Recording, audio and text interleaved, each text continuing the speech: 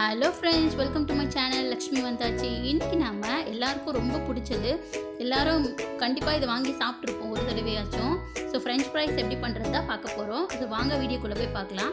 அதுக்கு நான் இன்றைக்கி ஒரு 3 பெரிய சைஸ் உருளைக்கிழங்கு எடுத்திருக்கேன். ஸோ நீங்கள் வாங்கும்போதே உருளைக்கிழங்கு கொஞ்சம் பெரிய சைஸ் உருளைக்கிழங்காக வாங்கிக்கோங்க. ஸோ அதை பீல் பண்ணி எடுத்துடலாம். எடுத்துகிட்டு இந்த மாதிரி ஒரு தண்ணியில் வந்து நம்ம அதை போட்டு வச்சிடலாம். போட்டுட்டு இப்போ வந்து கட் பண்ணலாம். எப்படி கட் பண்ணது பார்க்கலாம். ஸோ ஃபஸ்ட்டு மேலே அந்த 2 சைடும் வெட்டிடலாம். வெட்டிட்டு இந்த மாதிரி நடுவில் வெட்டிட்டு,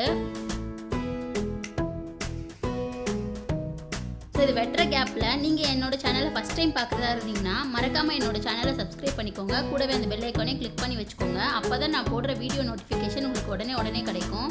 ஸோ இது வந்து கொஞ்சம் பெரிய சைஸில் தான் இருக்கணும். ஸோ 1 சென்டிமீட்டர் அளவுக்கு வந்து அந்த இது இருக்கணும்.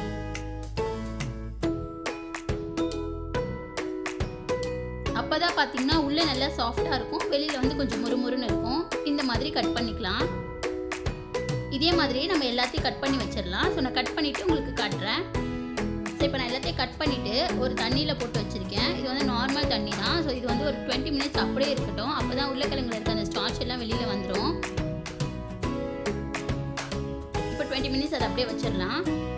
அடுத்து பார்த்தீங்கன்னா கொஞ்சம் சுடுதண்ணி எடுத்திருக்கேன். அதில் வந்து கொஞ்சமாக உப்பு போட்டுக்கலாம், ஒரு ஸ்பூன் அளவுக்கு உப்பு போட்டுட்டு நம்ம வந்து 20 மினிட்ஸ் ஊற வச்சுருக்கோம்ல உருளைக்கிழங்கு, அதை எடுத்து இதில் போட்டுடலாம். இப்போ இதில் போட்டுட்டு இதில் ஒரு 5 மினிட்ஸ் வச்சா போதும். இது எதுக்காக வைக்கிறோம் அப்படின்னு பார்த்தீங்கன்னா உள்ளெல்லாம் நல்லா வேகும், உருளைக்கிழங்கு கொஞ்சம் உள்ளே வெந்துடும். இப்போ வந்து இதை எடுத்து இந்த மாதிரி ஒரு துணியில் போட்டு நம்ம ஆற வச்சிடலாம். ஸோ வறுக்கும் போது பார்த்தீங்கன்னா உருளைக்கிழங்குல கொஞ்சம் கூட தண்ணி இருக்கக்கூடாது. இந்த மாதிரி ஒரு டிஷ்யூ பேப்பரோ இல்லைனா இந்த மாதிரி ஒரு துணியை வச்சு நம்ம ஃபுல்லாக தண்ணியும் வடித்து எடுத்துடலாம். பாருங்கள், இப்போ எந்த தண்ணியுமே இல்லை, நம்ம பொரிச்சிடலாம். ஸோ ஃபஸ்ட் டைம் பொரிக்க போகிறோம். அதுக்கு வந்து மீடியமான ஹீட்டில் இருந்தால் போதும். ரொம்ப நேரம் பொரிக்கணும்னு அவசியம் கிடையாது. உருளைக்கிழங்கு மேலே ஒரு லேயர் மாதிரி வரும், அது வரைக்கும் நம்ம பொரிச்சா போதும். எப்போவுமே வந்து ஃப்ரெஞ்ச் ஃப்ரைஸ் வந்து 2 தடவை நம்ம பொரிச்சு எடுத்தால் தான் கடையில் செய்கிற மாதிரியே இருக்கும். ஸோ அதனால் ஃபஸ்ட் டைம் நம்ம பொரிச்சு எடுத்துடலாம். ஒரு பேட்ச் போட்டிருக்கேன். ஸோ பாருங்கள், கொஞ்ச நேரம் ஒரு 4 to 5 மினிட்ஸ் வச்சிங்கன்னா போதும். ஒரு லேயர் மாதிரி வரும். மீடியம் ஹீட்டில் தான் இருக்கணும், ரொம்ப பொரியணும்னு அவசியம் கிடையாது. ஏன்னா நம்ம செகண்ட் டைம் பொரிக்க போகிறோம், அதனால கொஞ்சமாக பொரிச்சு எடுத்தால் போதும். ஸோ இப்போ இது பொரிச்சு எடுத்தாச்சு.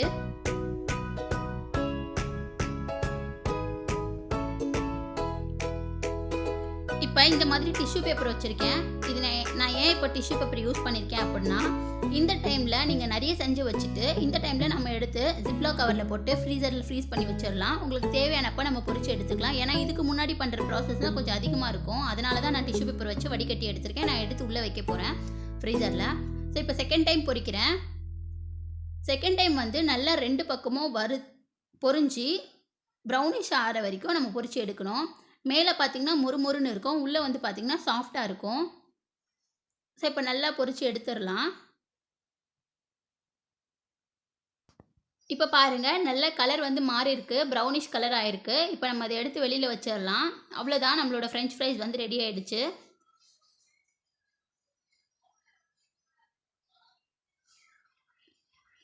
பாருங்கள் எவ்வளோ சூப்பராக ரெடி ஆகிருக்குன்னு. இதை நீங்கள் வந்து அப்படியேவும் கொடுக்கலாம் குழந்தைங்களுக்கு சாப்பிடும்போது. இல்லை பெரியவங்க சாப்பிட்றதா இருந்தால் இந்த மாதிரி கொஞ்சமாக மிளகா பொடி தூவிட்டு, அதே மாதிரி கொஞ்சமாக சாட் மசாலா தூவிட்டு நம்ம நல்லா அதை வந்து எல்லாத்தையும் ஒன்றா மிக்ஸ் பண்ணிவிட்டு சாப்பிட்டுக்கலாம். பாருங்கள் எவ்வளோ வெளியில் வந்து கிறிஸ்பியாக இருக்குது, உள்ளே சாஃப்டாக இருக்குது. இதை வந்து நம்ம சாஸோடு வச்சு சூப்பராக சாப்பிட்லாம் ஈவினிங் ஸ்நாக்ஸாக.